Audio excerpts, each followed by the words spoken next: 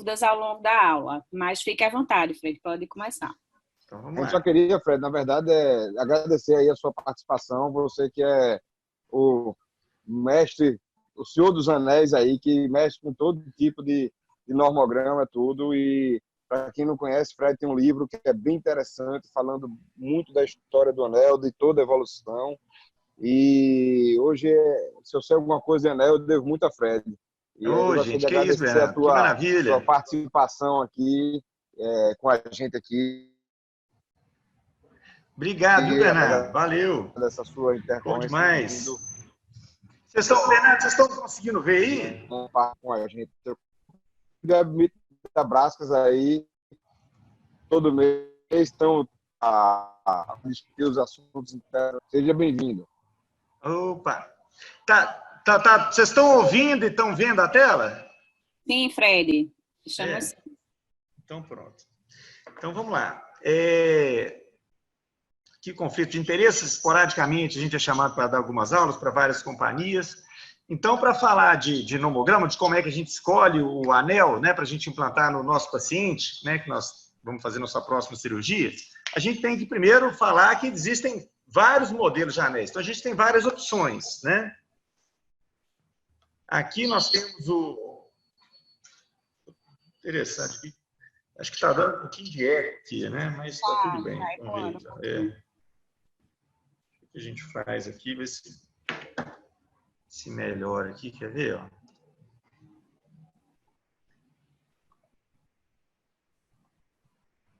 Acho que eu vou fazer assim, ó. Pronto. Mas aqui estamos te escutando bem, Fred. Então, vê se melhorou o eco um pouquinho aí. Melhorou. Melhorou?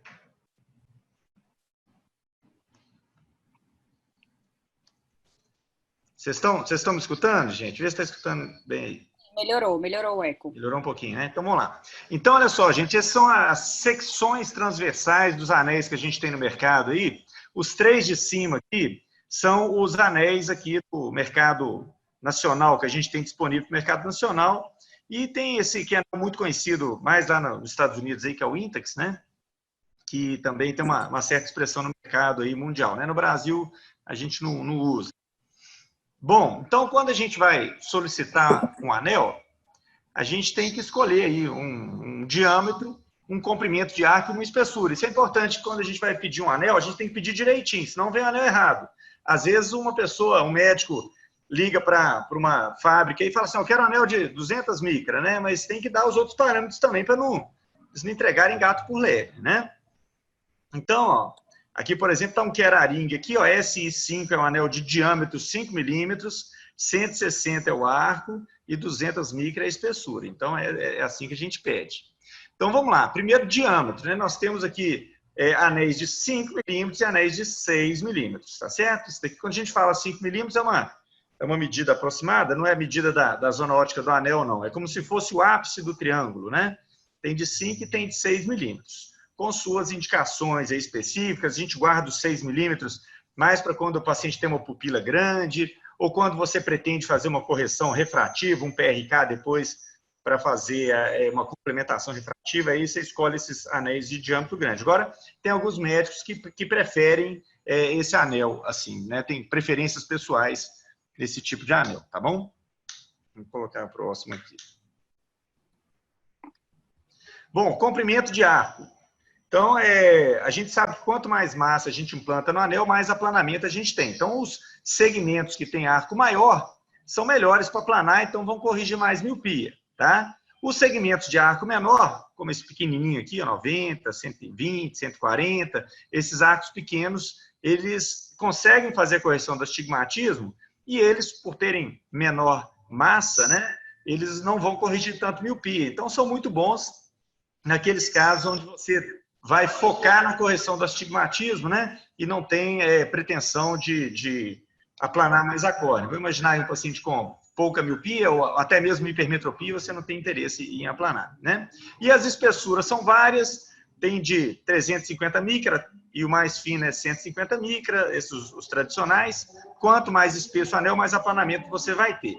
E a novidade em relação à espessura é que a Medifacus lançou o anel assimétrico, né? Ele tem espessura progressiva, ele é mais espesso de um lado, mais fino do outro lado, tá? Muito bem. Para que veio esse anel assimétrico, então? Casos como, por exemplo, esse caso aí, que a gente olhando o formato, a morfologia da córnea, a gente chama isso aqui de boneco de neve, né? Ele tem uma cabecinha pequena e um corpo grande. Então, se você se basear aqui no meridiano mais curvo, que é vertical, for colocar dois segmentos, e os dois segmentos eles têm a mesma espessura, ele tem a espessura igual nele todo, é de se imaginar que a correção não seria ideal, porque esse paciente precisa de mais correção embaixo do que em cima. Né? Se você dividir na horizontal, você tem mais problema embaixo do que em cima. Então, é muito lógico você implantar esse anel, então, que é assimétrico, que ele é mais grosso embaixo do que em cima, para ele fazer mais correção embaixo do que em cima. Tá certo? Muito bem. Então, sabendo isso tudo, você vai fazer, então, essa escolha de anel, né? Diâmetro, arco e espessura, tá bom? Outras novidades também que pode fazer a gente ter mais opções para escolher, a fábrica da Ferrara está fazendo pesquisas em anéis de PMMA diferentes, em vez de ser um PMMA transparente, um PMMA, né, um plástico amarelo. Ele tem um índice de refração mais próximo da córnea, e recentemente o PMMA amarelo evoluiu para o PMMA vermelho. Esse anel ele tem um índice de refração bem semelhante ao da córnea. Então a ideia é que a luz aqui no vermelho, ele atravesse o anel sem sofrer desvio, porque o anel e córnea têm o mesmo índice de refração. É diferente quando a luz bate no anel que tem índice de refração diferente e vai sofrer então essa luz desvio. Então isso vai espalhar a luz e vai incomodar o paciente, dando glare e halo. Eu estou contando isso tudo, gente, para vocês verem os tipos de anel diferentes. Então você pode escolher anel arco tal, mas eu quero amarelo, mas eu quero transparente, né? Então tem várias opções diferentes. Essa aqui é uma fotografia do anel vermelho, né? Então, como é que nós vamos, então, escolher o anel ideal para um determinado caso? Você tem um paciente, você tem que escolher o anel. Qual que é o melhor segmento para você colocar naquele paciente? Então, a resposta é essa aqui, gente. Ó. Na verdade, a gente não tem certeza. A gente trabalha com um índice de incerteza grande aqui. Por que é difícil a gente falar com precisão qual que é o melhor anel dentre todas as opções? Começa por isso, porque a gente tem diversos modelos de anel no mercado. As opções são tantas que é muita pretensão nossa achar que a gente sabe qual que é exatamente a melhor opção. Nós já vimos que a gente tem anéis de formatos diferentes, né? Olha aqui, só pegando os anéis da Medfax, olha o tanto de modelo em relação a arcos diferentes. Lembrando que cada arco aqui, gente, você vai ter 5 espessuras, né? 150 micra, 200, 250, 300, 350 micra. Ainda tem essa outra fábrica aqui, Cornell Ring, com outros modelos, Ferrara, mas concentrando só na Medfax, a gente tem, para os anéis assimétricos, cada segmento tem duas espessuras possíveis, tá? E os outros modelos têm 5 espessuras possíveis. Igual eu já falei, 150, 200, 250, 300, 350. Tá? E diâmetro, nós temos segmentos de 5 milímetros de diâmetro, segmentos de 6 milímetros. Então, nós temos mais duas opções aqui. Então, gente, se você for colocar um segmento só na córnea, tá? Você vai ter, então, 68 modelos diferentes de segmento que você pode implantar no olho do seu paciente. Então, é muita coisa. É difícil a gente ter experiência com todos esses segmentos para a gente poder afirmar que um é melhor do que o outro. Isso para implante solitário, de um segmento só.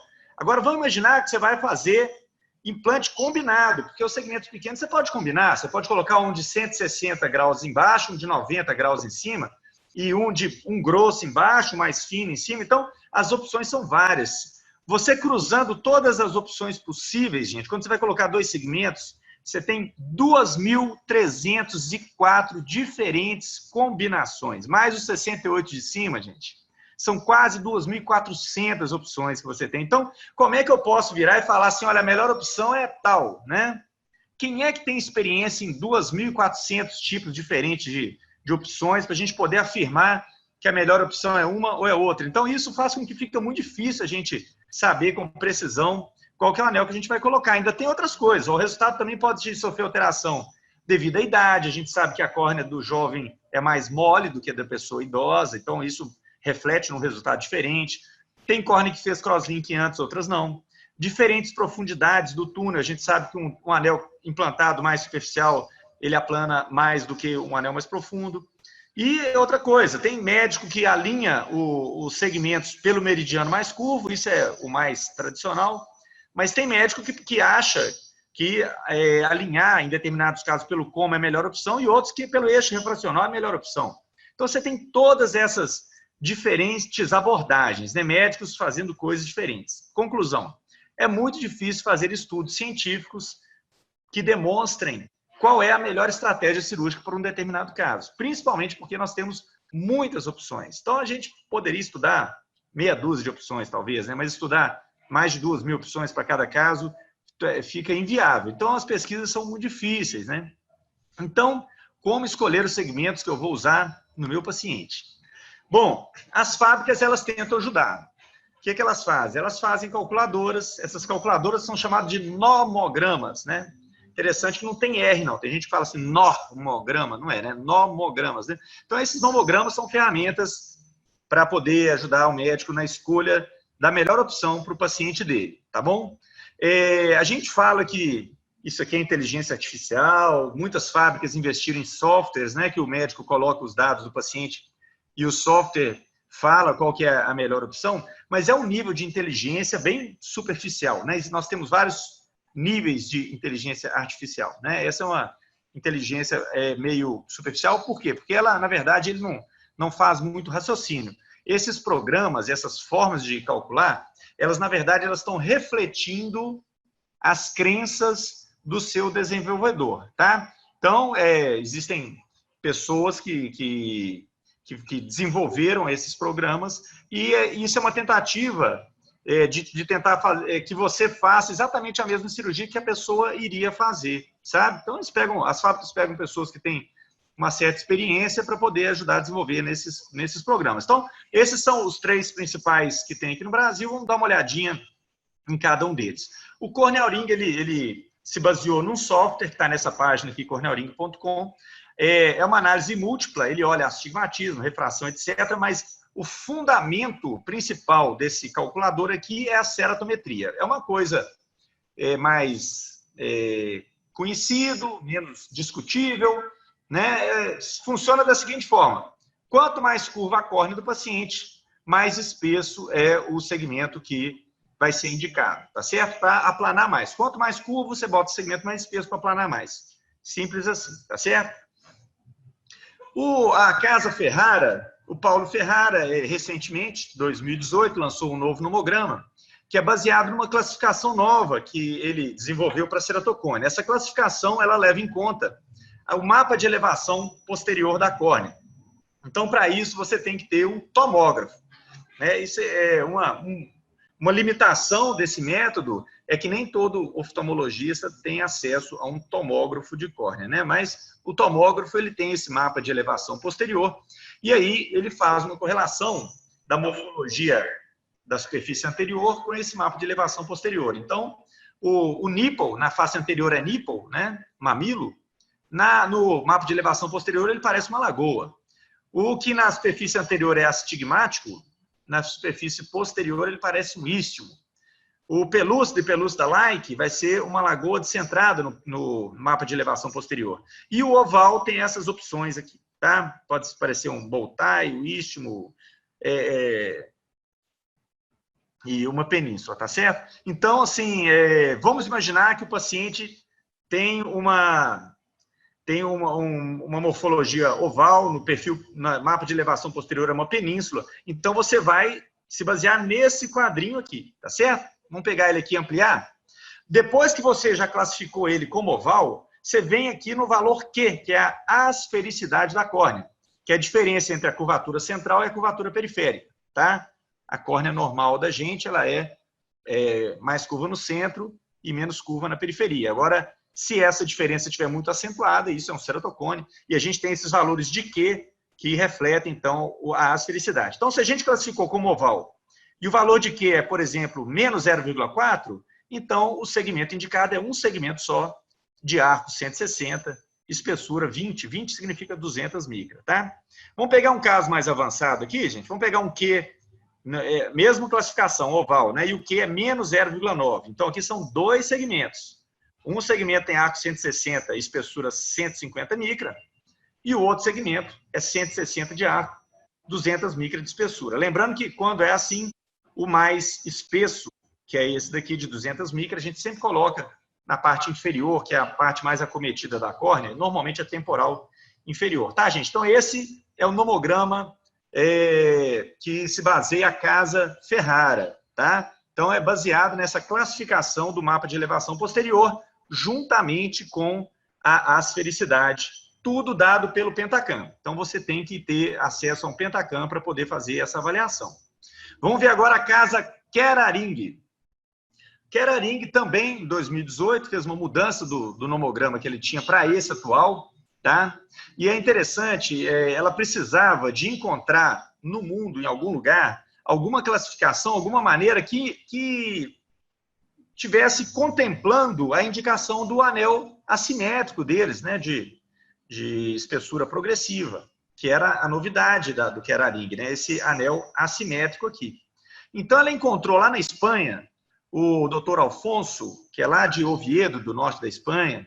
Ele fez um trabalho interessante de uma classificação da córnea morfológica por uns padrões que tem uns nomes engraçados, né? Parece alguma estrutura que a gente já conhece. Então, tem o tipo croissant, o tipo pato, o tipo boneco de neve, snowman, o tipo nipple e o tipo bow tie. Então, esses são as classificações morfológicas, né? Lembrando aqui e separando aqui que a morfologia pato e a morfologia boneco de neve, ele tem uma característica, que a parte de cima a cabeça é pequenininha e a parte de baixo o corpo é grandão. Então, nesses dois casos, no caso pato e boneco de neve, estaria indicado o anel, então, assimétrico, que é um anel que tem mais força embaixo do que em cima. Então, ele se encaixa nessas duas classificações. É juntar a fome com a vontade de comer, porque essas classificações aqui, pato e boneco de neve, somadas, elas correspondem a uma grande porcentagem dos ceratocones, né, de padrões morfológicos de ceratocone. Então, existe uma grande quantidade de indicação desse anel assimétrico, né, a gente utilizando esse método. Então, esse é o método que foi adotado, então, pelo Keraring, é o método atual, tá certo? A gente faz essa classificação e aí a gente vai para onde a classificação manda. Por exemplo, se você fizer uma classificação morfológica da topografia de croissant, aí você vai depois para uma outra tabela, que é a tabela croissant. Tá bom? Então, aqui nós temos a tabela croissant aqui, tá? E aí depois você vai se basear no astigmatismo da córnea. Vamos imaginar que esse paciente ele tenha 4 de astigmatismo. Então, ele está aqui, ó, entre 3,5 e 4,5, né? Então, se ele tem a morfologia croissant e tem 4 astigmatismos, você vem aqui e ele vai usar esse segmento aqui, arco 160, espessura 250. Tá bom? Algumas morfologias aqui eles orientam a utilizar o eixo do coma, outras morfologias eles orientam a utilizar o eixo, o meridiano mais curvo da córnea, então a gente tem que ler em cada um aqui vai ter a sua classificação. Aqui, por exemplo, vocês estão vendo, ó, eixo de implantação, ó, é o topográfico, tá certo? Então, às vezes você usa o topográfico, às vezes você usa outros eixos, coma, etc. Então, precisa também de ter algum aparelho que consiga medir o eixo do coma e etc. Tá? Bom, gente, então isso. As fábricas, elas possuem as suas orientações, tá? A gente pode falar que isso daí é a bula do remédio, né? Agora, aqui no Brasil, gente, as pessoas nessa área aí, eles não seguem muito bula, não existe muita regulamentação, e acaba deixando uma certa liberdade para os médicos, tá? Não estou nem falando que isso aqui é certo ou errado, estou falando que assim que as coisas acontecem, né? Então, seria, por exemplo, no caso, que vamos supor que a gente está aqui conversando sobre antibiótico e tem um médico que fala assim, olha, a amoxicilina são 3 comprimidos por dia, né, pela bula, mas eu estou tomando 5 e estou tendo resultado melhor, aí todo mundo começa a tomar 5. Aí tem outro que fala, eu estou tomando meio comprimido de manhã e 3 comprimidos de noite, estou tendo ótimos resultados. Então, assim, seria como se a gente usasse as coisas fora da bula, tá certo? Então, apesar de cada fábrica ter a sua bula, e a bula mesmo, dentro da caixinha, né, do anel, existe uma bula mesmo, né? Vamos ver se tem algum aqui, vamos ver.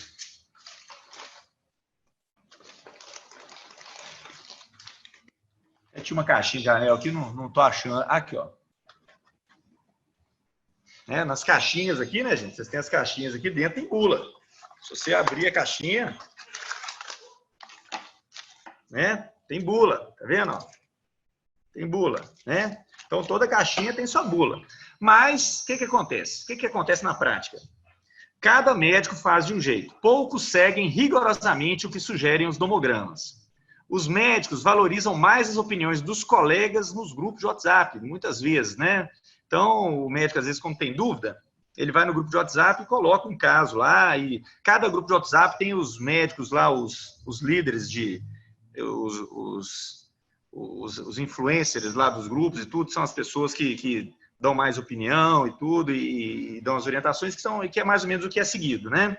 Então, é interessante, vamos pegar um caso aqui, por exemplo, ó. Esse aqui é um paciente com ceratocone, está com essa curvatura aqui, e uma miopia até muito alta, e esse caso foi colocado num grupo de WhatsApp e deu muita divergência, né? Então, o que nós vamos fazer nesse olho daqui? Então, foi colocado num grupo, muita gente deu palpite, e como deu muita divergência, principalmente porque a córnea é mais plana e a miopia é alta, então quem olha a miopia coloca anel grosso, quem olha mais a curvatura da córnea coloca anel fino, então deu muita divergência. Aí eu peguei esse caso e mandei para vários médicos aí com bastante experiência em anel, né? E perguntei o que ele colocaria.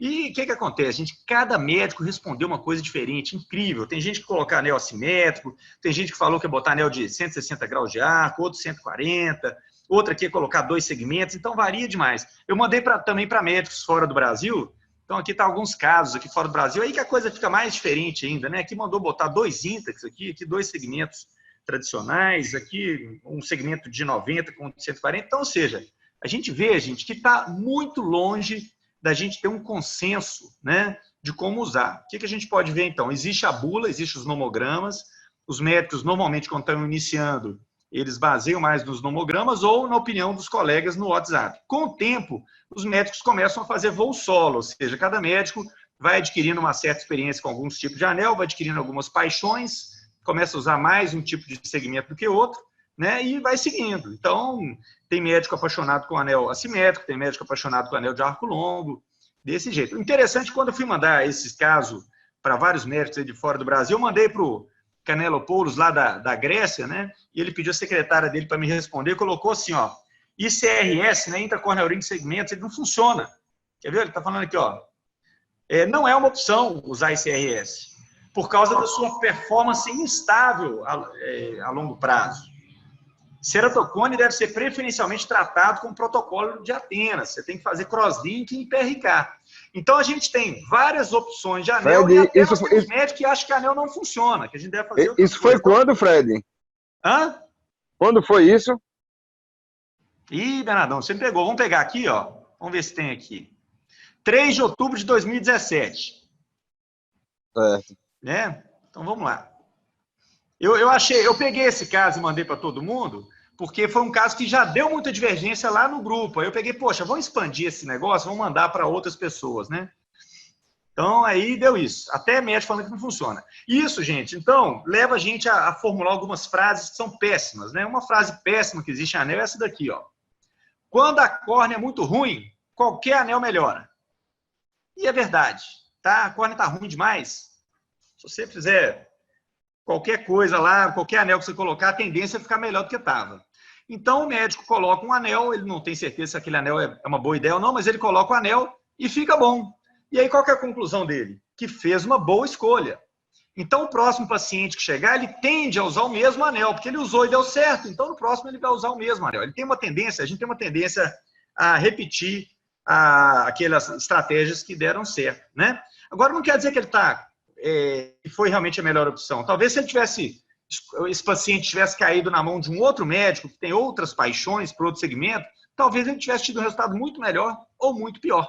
Tá certo? Então, acaba que os médicos vão seguindo, fazendo. Eu conheço médico que só usa anel de 210 graus de arco. Eu conheço médico que só usa anel de diâmetro de 6 milímetros. Eu conheço médico apaixonado com segmentos assimétricos, né? A gente vai conversando nesses grupos de WhatsApp, a gente vai conhecendo perfeitamente, né? Quem é o cara que gosta dos assimétricos, quem gosta de arco longo, quem gosta de outras coisas, anel de 6 milímetros, etc, né? Outra frase péssima aí, em relação a colocar no eixo refracional do cômodo, no meridiano mais curvo, né? Mesma coisa, quando a córnea é ruim demais, qualquer meridiano que você colocar, algum benefício provavelmente você vai receber. Eu chego até a falar que parte do efeito do anel pode até ter um efeito, às vezes, até psicológico, né? O paciente com anel é um paciente normalmente muito desanimado. Você manda ele ler a tabela de refração lá na frente, ele vai ler assim, 20/200, leu 20/100, fala, ih, doutor, tô vendo mais nada. Aí você fala, não, vamos tentar, vai lá, força lá. Ele lê mais 2 linhas, né? Então, assim, ele é um cara meio pessimista, assim, desanimado, depressivo, né? Então, às vezes, só dele ter feito a cirurgia, no outro dia ele já está tão mais animado que até isso influencia, né? Eu, particularmente, acho que a gente deve tentar evitar, quando vai fazer trabalho científico, basear nessas variáveis que são tão instáveis, subjetivas e difíceis de medir, igual a acuidade visual mesmo, né? Falar, olha, eu implanto anel tal e ganha 3 linhas de visão. É uma coisa que a gente tem que ter muito critério para poder avaliar esse tipo de coisa, né? Utilizar dados como curvatura de córnea, astigmatismo corneano, essas coisas mais mensuráveis são mais interessantes para trabalho científico, né? Então, olha, esse médico, gente, que mandou esse caso lá no grupo do WhatsApp, ele ficou perdidinho. Agora ele já não sabe mais onde é que ele vai posicionar o anel, se é baseado na ceratometria, na refração, no coma, se ele vai botar anel assimétrico, se é de arco curto ou longo, se é 1 ou 2 segmentos, se é fino ou grosso, diâmetro 5, 6. Programar um segundo procedimento, teve médico lá que falou que ele tinha que botar um anel fino e colocar uma lente fáscica depois. E até mesmo aquela opinião do médico lá da Grécia falando que anel não funciona, né? Então, assim, ele pediu ajuda e acabou foi mais confuso lá, né? Então, gente, até hoje, cada médico segue planejando a cirurgia de anel de acordo com suas crenças pessoais. Crenças são resultados das suas experiências, influência dos relatos dos colegas, efeito manada, isso aqui é muito comum, especialmente em novidades no mercado, né? Então, por exemplo, lança um anel novo. Vamos supor, vou lançar um anel com as cores do esporte aí de Recife, viu, Bernardo? Não, Fred, esse não. Esse presta não, pô. Presta não, né? Presta não, esse ninguém vai botar aqui não. Escolha. Aí, ó. Aí não, mas... Não saiu o anel vermelho, mas tá botando no jardim de preto. Eu acho já que um tem exemplo... anel vermelho aí, ó. Tá vendo? A Casa Ferrari já tem um anel vermelho. Então, mas eu acho que um exemplo bem prático, Fred, foram os anéis de segmento longo, né? Quando ressurgiram os anéis de segmento longo, de repente todo mundo começou... Esse é o anel que funciona para tudo. Pronto, isso. Quando tem uma novidade, Bernardo, e algum médico vira e fala assim, tô colocando isso aqui, tá muito melhor do que estava antes, aí todo mundo não quer ficar desatualizado, né? Todo mundo quer colocar. Então, esse efeito manada funciona demais. Outra coisa que funciona muito é o marketing das indústrias. Tem umas que estão com mais bala na agulha, investem mais em congresso. As indústrias agora estão adorando o tal do webinar, né? As aulas pela internet, porque elas estão começando agora a querer patrocinar as aulas pela internet, né? Patrocinar, às vezes, a divulgação. São patrocínios muito baratos, né? E tem um alcance violento. Às vezes a indústria patrocina uma sessão num congresso, tem 10, 20 pessoas na sala, né? Aqui a gente consegue um público maior. Então, eles estão adorando esse negócio. Mas, beleza. E o que a gente devia utilizar para escolher anel, e não utilizamos muito porque não tem muito, são trabalhos científicos. Para quem gosta de fazer trabalho científico, essa área de anel é um prato cheio. Nós temos muito poucos trabalhos científicos comparando o resultado de um anel com o resultado de outro anel. A gente tem trabalho científico falando assim, olha, anel de arco longo, como é que era antes da cirurgia, como é que era depois da cirurgia. Anel de arco curto, como é que era antes da cirurgia, como é que era depois da cirurgia. Agora, comparar um tanto de paciente colocou anel de arco longo, um tanto de paciente colocou anel de arco curto, esse tipo de trabalho comparando os segmentos diferentes, a gente tem muito pouco. Então, é um prato cheio para quem quiser fazer trabalho científico, fazer esse tipo de coisa, principalmente comparação entre segmentos diferentes. E para terminar aqui, gente, essa discussão, né, sobre como escolher o anel, como é que luz que a gente pode ter no futuro, né? Eu acho que se a gente não fizer, continuar do jeito que nós estamos, assim, dependendo mais de opinião de um colega mais experiente, tudo, a gente vai ter pouca evolução nas próximas décadas aí. Então, uma solução que tem para a gente tentar fazer alguma coisa diferente é esse grupo. A gente tentou fazer esse grupo, mas podem ser outros grupos, que são bancos de dados de vários médicos. Então, por exemplo, eu sou um médico que usa muito anel de arco longo. Tem um outro médico que usa muito anel assimétrico. Tem um outro médico que usa muito anel de diâmetro de 6. Então, eu preciso saber como é que está o resultado desse outro colega. Porque eu tenho os resultados dos meus pacientes, estou satisfeito com os resultados dos meus pacientes. Mas se eu olhar para os resultados do outro colega ali, que coloca um segmento diferente, uma estratégia diferente, e ele estiver muito melhor do que o meu, né, então eu sou obrigado a repensar os meus valores, né? Então, talvez, fazendo assim, nós vamos ter várias estratégias cirúrgicas, porque os médicos acabam ficando ali restritos a poucas estratégias cirúrgicas, né? Isso até é importante e faz sentido. Eu não quero ficar fazendo experiência no olho do meu paciente, eu já tenho uma receita de bolo que dá certo, então o médico acaba seguindo. Então, uma ideia seria tentar, a gente tinha ideia até, viu, Bernardo, eu estava conversando com o Durval, lá da Brascas, talvez colocar a Brascas tentando fazer um banco de dados grande. Isso daqui funcionaria mais ou menos igual você fazer... vamos sair da aula, que eu vou parar de compartilhar a tela aqui. Mas existe, gente, uma ferramenta para fazer escolha de lente para catarata, que é o site lá do Rio, do Warren Hill. Você coloca os dados do seu paciente, ele te fala qual que é a lente que vai zerar o seu paciente, tá? E ele não faz conta nenhuma, ele não pega a ceratometria, multiplica pelo diâmetro axial, vezes comprimento da profundidade do câmara inteira, não é nada disso. Ele tem um banco de dados. Então, quando você joga os dados do paciente, ele vai lá no banco de dados, vê os pacientes que têm características semelhantes às do seu paciente e vai ver qual foi a lente que zerou. E ele te fala, olha, a lente que mais zerou o paciente desse jeito foi essa lente aqui. Então, a gente pode fazer uma coisa parecida. A gente lança lá os dados do nosso paciente e o banco de dados ele vai separar ali pacientes semelhantes, vai te falar qual foi o anel que foi colocado e qual o resultado que teve. E isso pode te ajudar de uma maneira assim, menos na base das crenças das pessoas, mas mais na base da experiência coletiva, né? Então, é a formação de um banco de dados. Essa é uma ideia aí para tentar ver se a gente faz alguma coisa diferente aí para o futuro. E é interessante que cirurgia de anel, gente, é América Latina, tá? Existe muito pouca cirurgia de anel no resto do mundo, alguma coisa aí, países árabes, Europa um pouquinho, países orientais um pouquinho, mas onde tem um volume grande é aqui. Principalmente o Brasil, né? Então, é daqui que tem que nascer esse conhecimento, né? Daqui que tem que nascer esse tipo de coisa. Então, a ideia é unir os amigos aí e a gente trabalhar numa coisa desse tipo aí. Perfeito, é isso aí, sabe? O que vocês acham das ideias aí? O que você acha aí, seu Bernardo?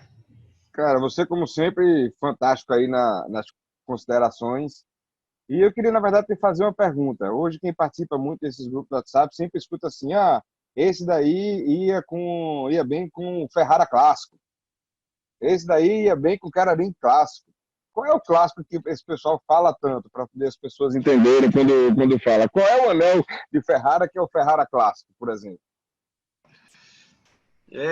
Tem alguns colegas que falam muito, né? Seria o segmento de 160 graus de arco e 200 micras de espessura. Né? Esse foi o anel que foi mais utilizado por eles? Eu acho que sim. Se a gente olhar na tabela, nós já temos a coleção de alguns casos. O Ferrara foi um grande estimulador desse banco de dados, ele deu alguns bons pacientes para esse banco de dados, né? Eu acredito que sim, que esse seja mais. Tem uns que falam assim, o good and old, né? Exatamente. Então é isso aí, é botar um segmentozinho de 200 micra e aquele negócio, né? A gente sempre vai ter realmente um benefício. A dúvida é se é o melhor benefício de todos ou não. Essa é a dúvida. Não querendo induzir um efeito manada, mas você mencionou essa questão de que existe o preferencial de algumas pessoas. E você falou que você gosta muito de anéis de arco longo. Qual é a sua preferência na rotina mesmo? O que é que Fred Vicário usa na maioria dos seus casos? A gente viu que existem diversas possibilidades e que, na verdade, é muito difícil de padronizar, mas qual seria o seu padrão, vamos dizer assim? Bernardo, eu vou te contar aqui, né? Mas eu acho importante que as pessoas vejam isso muito com critério, né? Porque não quer dizer que essa é a melhor opção, tudo realmente, igual eu falei, os médicos vão tendo as suas preferências, né? Então, eu realmente eu gosto muito do anel de arco longo, eu tenho usado ele desde 2011, é o meu anel preferido, digamos assim, sabe? Então, já tem aí quase 10 anos que eu venho utilizando ele na maioria dos casos que eu faço, né? Eu acho que o anel de arco longo tem algumas vantagens, né? Uma vantagem dele é que, provavelmente, o bom senso nos diz que ele deve ter um efeito mais reprodutível. Porque quando você coloca dois segmentos, eles podem não estar centralizados um com o outro, não podem estar concêntricos. Às vezes um segmento está mais longe do outro do que deveria. Ou eles podem estar mais próximos um do outro do que deveria. Ou podem estar um mais para cima, um mais para baixo. Ou podem estar com a pontinha do segmento mais para cima e o corpo do segmento mais para baixo. Então, quando você coloca um segmento de arco único, você não vai ter essas variáveis, né? Você pode ter, quando você coloca dois segmentos, um pode estar mais profundo, outro pode estar mais superficial, né? Então, tem todas essas variáveis. Então, o fato de usar um anel de arco longo, você tira algumas variáveis, né? Agora, o grande problema do anel de arco longo é a dificuldade para introduzir. Ele é um anel um pouquinho mais difícil para introduzir, sabe? Mas nada que depois de um tempo a gente não pega o jeitinho e vai bem. Principalmente usando aí o fento segundo, que facilita muito para introduzir ele. Fred, excelente sua fala. Não foi à toa que a gente convidou. Mas aí, diante de tantos fatores que a gente precisa analisar, né, no paciente que tem indicação de anel, a gente queria saber, no seu dia a dia, como é o seu passo a passo? Como é que você vai decidir cada critério? A gente já ouviu você falar no arco longo, mas qual a espessura que você usa? Qual é o eixo? Baseado na refração, no coma? E aí, para a gente saber como é a sua rotina. Bom, implantar o anel no coma. Quando, na maioria dos pacientes, implantar no meridiano mais curvo ou implantar no coma é a mesma coisa. O eixo do coma, muitas vezes, ele está alinhado com o meridiano mais curvo da córnea. É o caso do astigmatismo Boltai, é o caso do boneco de neve, eles estão alinhados. Então, a gente não tem que preocupar com isso, né? Agora, em alguns casos, não. No pato, por exemplo, algumas vezes existe desalinhamento total entre o coma e o meridiano mais curvo da córnea. Então, o coma é uma aberração. E ele provoca baixa visão, tá certo? Então, corrigir o coma é uma coisa interessante. Ela é bem-vinda. A gente deve fazer, né? Só que o astigmatismo corneano, né? Se a gente for pensar lá na pirâmide de Zernike, lá, ela é uma aberração de ordem mais baixa, né? As de alta ordem, quanto mais alta a ordem, né? Ele tem menos importância, digamos assim, na visão do paciente no final. Então, quando você alinha o segmento pelo meridiano mais curvo, você está visando a correção do astigmatismo refracional, tá? E quando você alinha pelo coma, você vai estar corrigindo o coma, que é bom também. Se você puder corrigir tudo, excelente.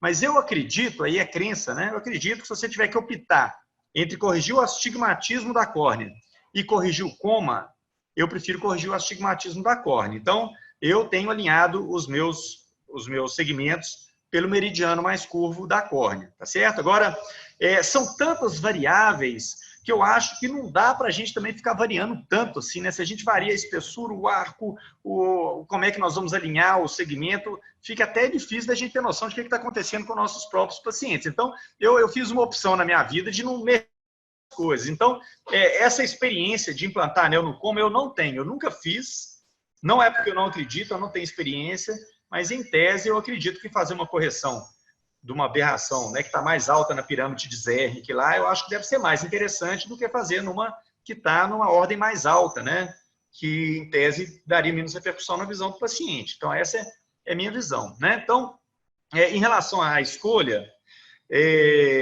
eu gosto muito de utilizar, eu acho que a pessoa que está começando, eu acho que ela deve pegar o caso dela e deve utilizar os 3 nomogramas que a gente tem aqui no Brasil, sabe? Até você ver as diferenças, você questionar. As empresas são todas muito abertas ao debate. Você pode até mandar as 3 formas de calcular para uma empresa e falar assim, defende a sua escolha. Por que você escolheu isso e a outra fábrica aqui está falando para eu fazer uma coisa diferente? Eles vão colocar argumentos que você vai aprender. E eles todos têm muito boa vontade em ficar do lado do médico e ajudar, sabe? Utilizando os consultores que tem e etc. Então, eu acho que é sempre uma boa coisa, né?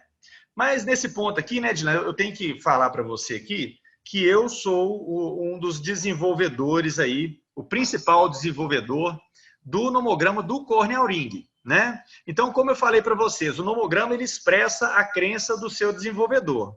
Então, o que eu escolho é mais ou menos o que você vai encontrar utilizando o nomograma do corneal ring, porque eu desenvolvo ele, e se eu pensar alguma coisa diferente, eu vou mudar lá e vai ficar diferente lá, sabe? Inclusive, é um nomograma que fica online lá para a gente poder fazer as alterações à medida que a gente tem um banco de dados maior e conseguir ir tentando aprimorar isso daí. Mas eu te falo para ter uma validação científica, esse é o nome que recebe, né? Esses nomogramas, eles não têm uma validação científica, não tem nenhum trabalho científico que valide ele, mostrando que ele realmente é a melhor forma de escolher os anéis, né? Então, eles são baseados na crença. O corneal ring, ele tem um botão na parte de cima do software que você escolhe se você quiser, se você tem desejo de usar o anel de arco longo ou não. Então, não é o programa que escolhe, sabe, Edilene? Você escolhe. Você fala assim, eu quero o anel de arco longo, aí ele te fala qual que você vai usar.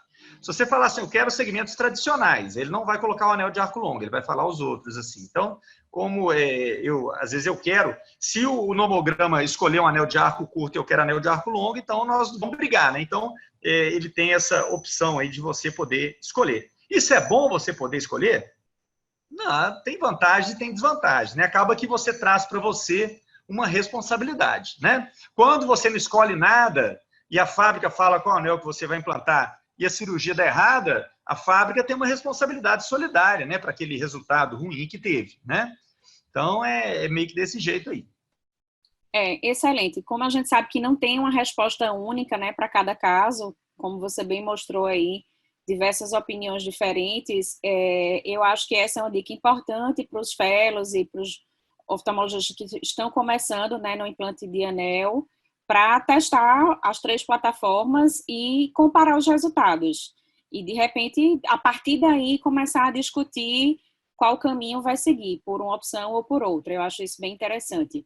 E aí, ampliando a discussão, a gente sabe os benefícios de implantar o anel com laser de fente segundo, mas o que é que você consideraria em relação a um implante manual? Vamos supor que algum serviço não tenha o laser disponível, a gente sabe que tem um custo, né? São fatores que a gente precisa considerar, mas em relação à técnica manual, você ainda acha válida? O que é que você tem a falar sobre isso? Bom, respondendo a sua questão assim, rapidamente, eu te falo o seguinte, eu continuo fazendo técnica manual, tá? Em alguns lugares, em outros lugares eu uso fento segundo, tá? Então, os meus pacientes de consultório, a maior parte deles a gente consegue fazer com fento segundo. Os que fazem cirurgia particular, é 100% fento segundo. Eu vou te contar pelo seguinte, é mais fácil fazer com fento, é mais confortável fazer com fento e o índice de complicações com fento é menor, né? Então, acho que não tem dúvida que o fento é interessante. É interessante que quando a pessoa compra um laser de fento segundo, né? Ela vai fazer o que com esse fento? Tirando a catarata, vamos imaginar que é um fento que não faz catarata. Ele pode fazer LASIK, pode fazer anel, né? Agora tem o Smile, tem poucas coisas. Uma das coisas que não tem dúvida que é melhor fazer com fento do que manual é o anel. O anel realmente o fento faz melhor. Mas eu não acho que é o caso assim de má prática médica a gente fazer manual. Isso eu falo porque tem alguns lugares aqui no Brasil que a cultura do fento segundo está tão disseminada que é considerado que fazer manual é fazer mal feito, né? Então, as pessoas em determinadas cidades do Brasil, eles não aceitam fazer manual, tá? Não acho que é assim. Eu acho que a gente consegue fazer a técnica manual bem feita. Agora, precisa de treinar mais, porque a curva de aprendizado é maior.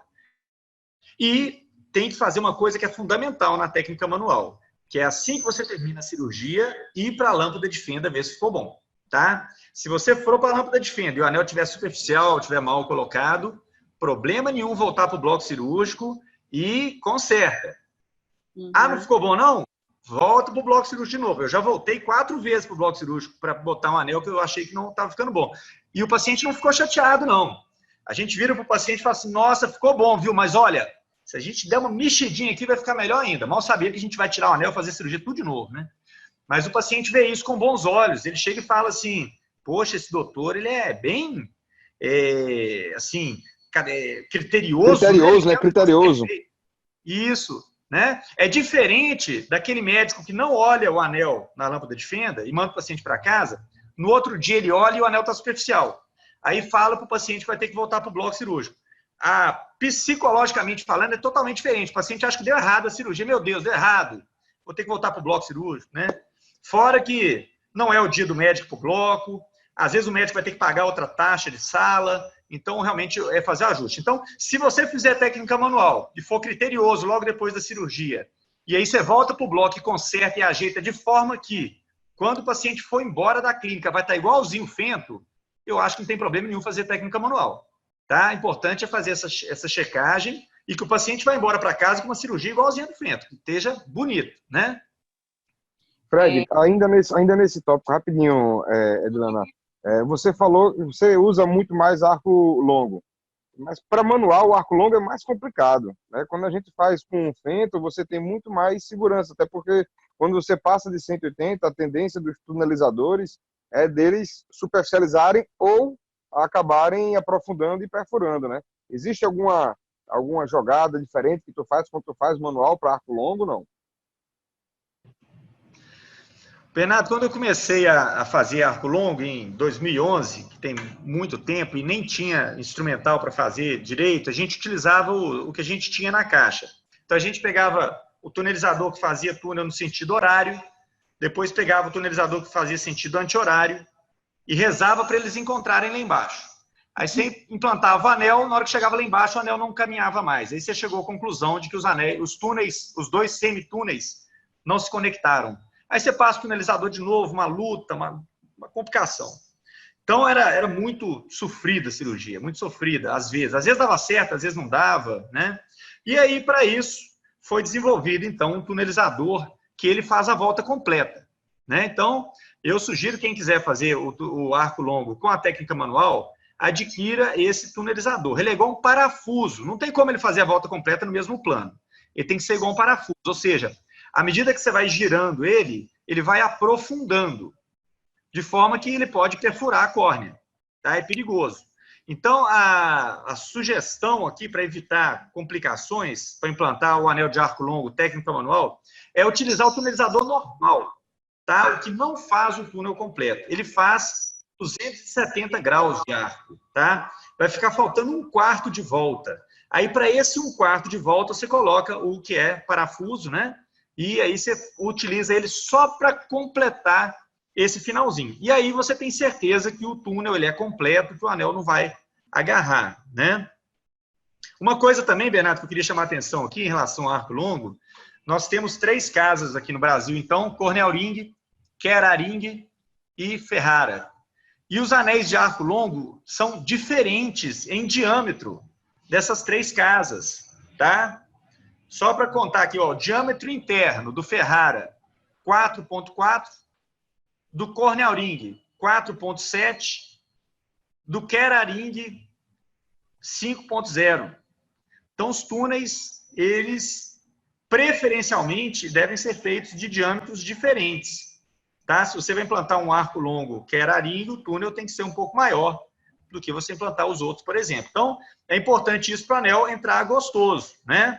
Porque senão o anel tende a ir agarrando. Quando existe uma falta de coerência entre o diâmetro de fabricação do anel e o túnel, à medida que o anel vai entrando, depois lá dos 180 graus, começa a não progredir porque está agarrando, porque o túnel não foi feito para ele, né? Só colocando aqui uma pergunta do chat, você falou que olha o paciente na lâmpada de fenda e, havendo necessidade, retorna para a sala. Aí a pergunta foi, se você notar que o anel está superficial, você vai fazer um túnel mais profundo? Seria isso? Foi a pergunta do chat. Nós temos que consertar. Esse é o principal problema, né, gente? O principal problema da técnica manual é ficar superficial, né? Às vezes acontece. E o interessante aqui, que eu esqueci de falar, mas foi bom que tive a oportunidade de falar agora, é que mesmo nas mãos mais experientes de todas, ainda acontecem anéis superficiais na técnica manual, por uma série de coisas que a gente não consegue controlar. Às vezes a córnea tem um índice de hidratação diferente, o bisturi não está com aquele corte que a gente imaginava, ou por algum motivo, sabe? Então, os cirurgiões mais experientes do Brasil, eles utilizam fento, né? Interessante isso, né? Então, assim, não quer dizer que o cara que é muito experiente no anel, ele pode fazer manual. Não, ele prefere fazer com fento, porque ele sabe que o índice de complicação é menor com fento do que manual, né? Então, se você fizer manual e ficar superficial, você volta e vai fazer a cirurgia imediatamente, né? Você remove o segmento que está lá dentro no túnel superficial, tá? E você vai fazer uma nova paquimetria. Você vai fazer uma nova cirurgia como se você não tivesse feito nada. Uma nova paquimetria. Isso ajuda demais, porque o trauma da primeira cirurgia gera um edema de córnea, a córnea fica bastante grossa. Então, vamos imaginar que ali na região da incisão, a córnea tinha 400 micra. Quando você voltar, agora vai ter 600. A córnea vai estar um bifão grosso. Isso ajuda. Quanto mais grossa a córnea, mais fácil é você conseguir encontrar esse plano aí lá profundo de 75%, 80% de profundidade, sabe? Então, eu faço a paquimetria, ajusto novamente a lâmina do bisturi, que agora ela vai ter, assim, 500 micra de... É uma lâmina que eu nunca usaria numa primeira cirurgia, porque se eu usasse ia perfurar, mas agora a córnea está super grossa, né? Então, você consegue fazer isso. Isso te distancia do primeiro túnel, que está superficial, né? E aí, quando eu vou iniciar o novo túnel, eu inicio numa direção diferente. Eu não vou seguir aquele caminho do primeiro túnel. Normalmente, eu vou para fora. Eu vou sair fora daquela marcação que a gente cai na córnea, tá? E aí, eu começo saindo fora, depois eu pego o tunelizador e volto para dentro da marca e faço o túnel para dentro da marca que foi carimbada na córnea. Só o iniciozinho que tem esse bolsão para fora. Por quê? Porque quando eu for introduzir meu anel, eu introduzo ele nesse bolsão que está para fora, para eu ter certeza que eu não estou introduzindo o anel no túnel anterior que está superficial, tá? Então é um macetezinho, a gente no túnel novo, a gente fazer um caminho no início um pouquinho fora do caminho anterior, para a gente ter um bolsão, ter ali um pocketzinho, que a gente sabe que se o anel entrar naquele pocket é porque ele está na profundidade nova, né? Mas já quebrei a cara, igual eu já falei para vocês, eu já voltei uma vez, meu recorde foi voltar 4 vezes para o bloco, tá? E detalhe, essa cirurgia que eu fiz, que eu voltei 4 vezes para o bloco, eu fui operar nas Ilhas Canárias com o médico, você imagina. E o bloco cirúrgico era num lugar, o consultório do cara era 2 quarteirões de distância. A gente andou 2 quarteirões, ia para o consultório, estava ruim, voltava para o bloco 2 quarteirões, estava ruim, voltava para o consultório dele mais 2 quarteirões. Mas como é que eu saí aqui do Brasil para ajudar esse médico? Como é que eu ia embora e deixava o anel errado, mal colocado lá? Não tinha jeito. Se eu tivesse que voltar 1000 vezes ao bloco, eu tinha que voltar porque eu não ia ter essa opção de fazer isso no dia seguinte, lá com o médico, né? Então, assim, não interessa a dificuldade que é ir para a lâmpada de fenda, se está longe, se está perto, né? A gente tem que fazer essa checagem, né? Apesar de que, na hora da cirurgia, a gente tem uma boa noção de que o anel está profundo ou não, mas a gente se engana, a gente tem córneas que são diferentes. A gente acha, porque o que eu quero dizer com isso é o seguinte, quando a gente vai fazer um túnel e está bem profundo, é mais fácil.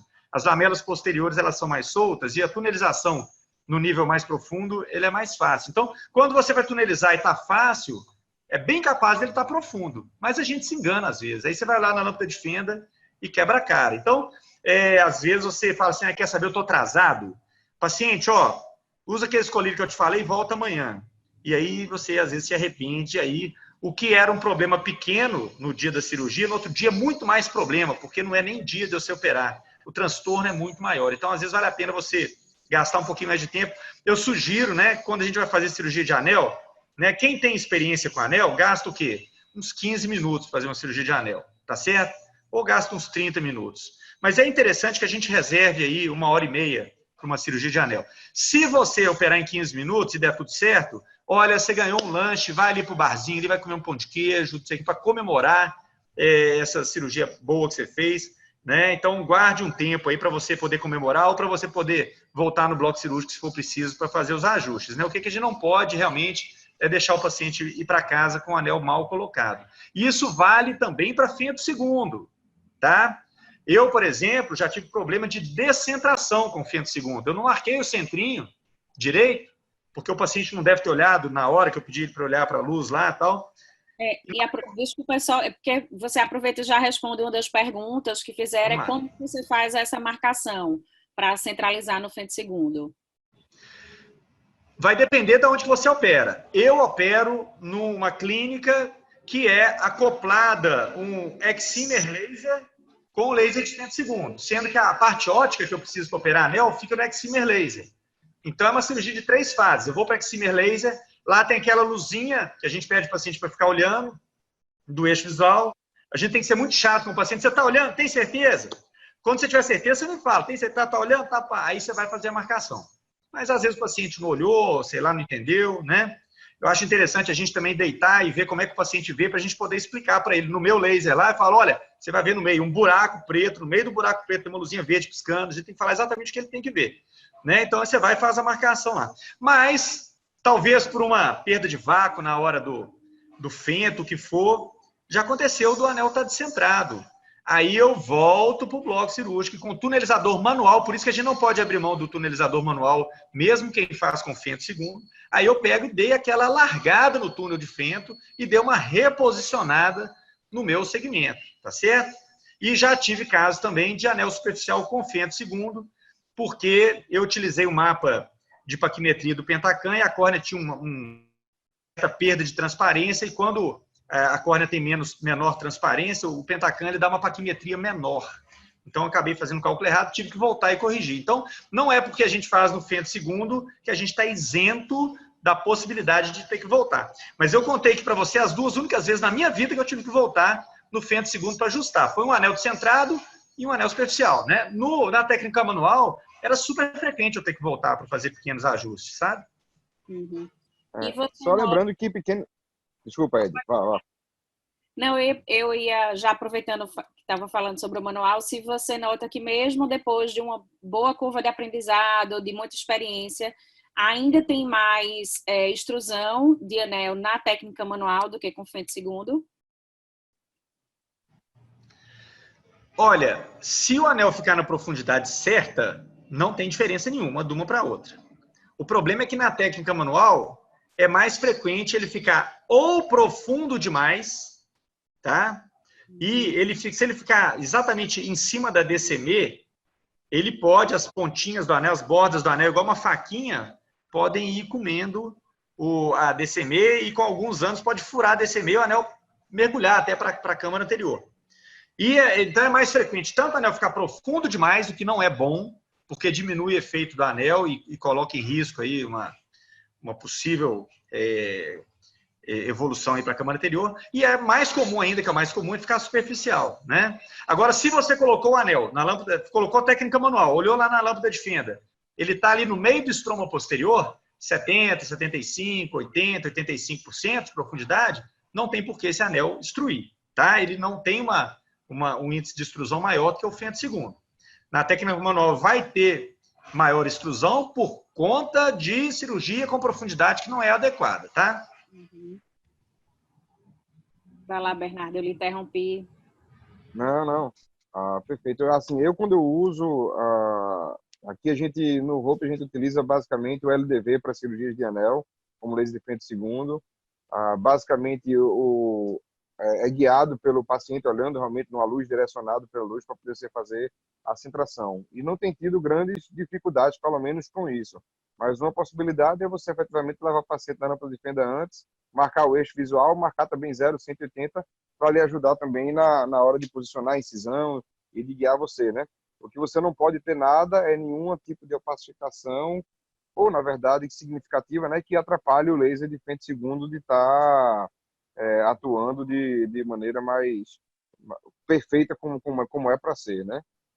E acho que excelente, Fred. Teve aqui um comentário aqui de Marcelo falando que isso é uma consideração bem importante, né? De entender que a baixa divisão que a gente tem por ceratocone, ela é muito direcionada pelo coma. Por isso que quando a gente usa um anel, mesmo que você não direcione para corrigir pelo eixo do coma, você está corrigindo o coma de alguma forma, e por isso que o paciente melhora realmente a visão, né? Então, o astigmatismo irregular, que não é corrigido pelo óculos, quando você corrige o coma que provoca esse astigmatismo irregular, você acaba dando a melhor condição de visão ao paciente, né? Então, só Marcelo aqui com a gente compartilhando também que é bem importante essa consideração da gente entender de onde vem a baixa de visão do paciente com ceratocone, né? Então, aquilo que até a Fred mencionou, de uma forma... Os cachorros endoidaram aqui em casa. Só para entender de uma forma de outra de que o anel melhora mesmo, porque de uma forma ou de outra ele corrigirá o coma. Então, se você fizer mais direcionado para o coma, você pode, de repente, obter melhores resultados. Lógico que isso vai depender de experiência, ainda acho que é um conceito relativamente novo para toda a prática de anel, e aí, como o Fred bem mencionou, precisa de muito mais estudos para a gente entender como é que isso daí funciona melhor. Eu tô vendo aqui o chat também, aqui, Bernardo. Eu acho que essas colocações que você fez aqui estão certinhas. Eu queria até agradecer a turma toda aqui, ó, o Marcelo, né? Excelente, Marcelo. Realmente, o coma atrapalha. Se a gente puder corrigir tudo, melhor, sabe? A gente tenta corrigir tudo e o coma realmente... O ceratocone é o protótipo do coma, né, gente? É aquela barriguinha lá embaixo, lá, né? Nada mais coma do que um ceratocone descentrado inferiormente lá. Estou vendo aqui o Daniel Friedman, o Daniel Amorim. Daniel Amorim era para ser o chefe da córnea do São Geraldo, ele fugiu lá para o Piauí. Ele está perguntando aqui sobre a marcação do fento. E é interessante, alguns colegas, viu, Bernardo, estão falando para mim aqui, que você usar uma canetinha vermelha para marcar no fento ajuda você enxergar essa marca depois na tela. É uma coisa interessante. Eu até já fiz uma cirurgia usando a caneta vermelha, que normalmente a gente usa a violeta de genciana, né? Então é um macete aí que alguns colegas têm compartilhado aí, bem interessante aí, né? Excelente. Muito bem, turma. Obrigado aí, turma aí, ó. Leonardo Pimentel, ó, aqui o Bernardo aqui, o outro Bernardo aqui, né? O Moscovite, legal, pô. Legal você estar aí, gente. Obrigado, viu? Obrigado e Bernardão também. A gente só tem a agradecer pela sua participação e pela excelente aula, Fred. Chegamos ao que a gente estava programado, que era 1 hora de aula.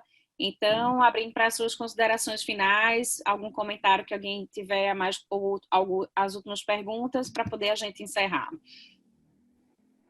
Então, vamos lá. Muito bem.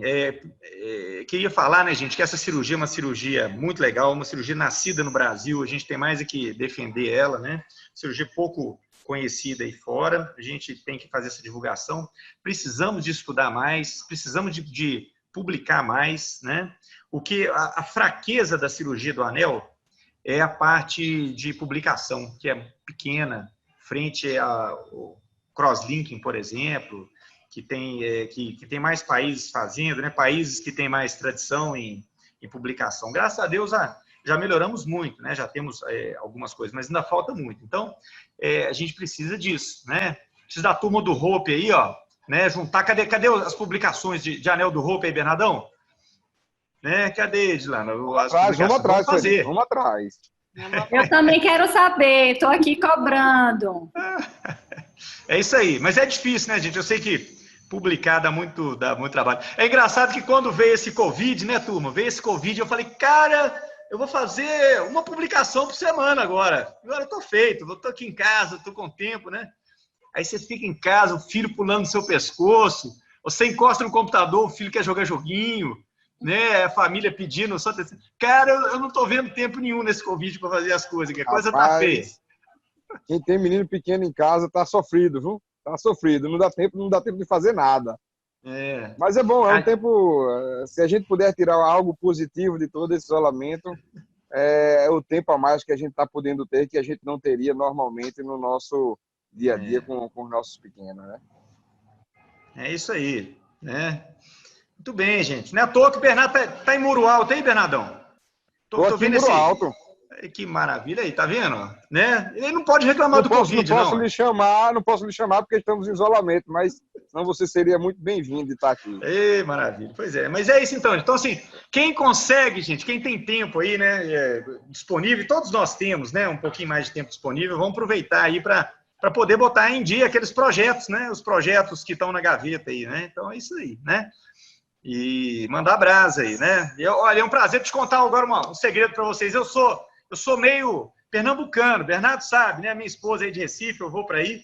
E eu tinha um sonho de dar aula no Hope. É muitos anos que eu tento combinar com o Bernardo, né, Bernardão? A gente nunca consegue organizar. Então é um sonho realizado aí, nunca né? deu certo de casar, mas agora, pelo menos online, você fez a primeira, viu? Beleza. Ainda tem mais tempo para você joia. vir por aqui. E foi para prazerzão. o gostinho de vir presencialmente mais adiante. Exatamente. Maravilha. Obrigado, viu, gente? Obrigado, Fred, aí pelo seu tempo, pela sua participação, por dividir seu conhecimento. Realmente você é um cara que fala de tudo abertamente, e isso é muito importante quando a gente está difundindo uma técnica, né, uma cirurgia, um procedimento, um anel, que não deixa de ser um OPME, né? E realmente é muito importante a gente ser crítico quando a gente analisa todas as informações que tem aí. E aí que eu achei de agradecer mesmo aí tua participação, realmente é fundamental para a gente estar ajustando e analisando e podendo fazer melhor.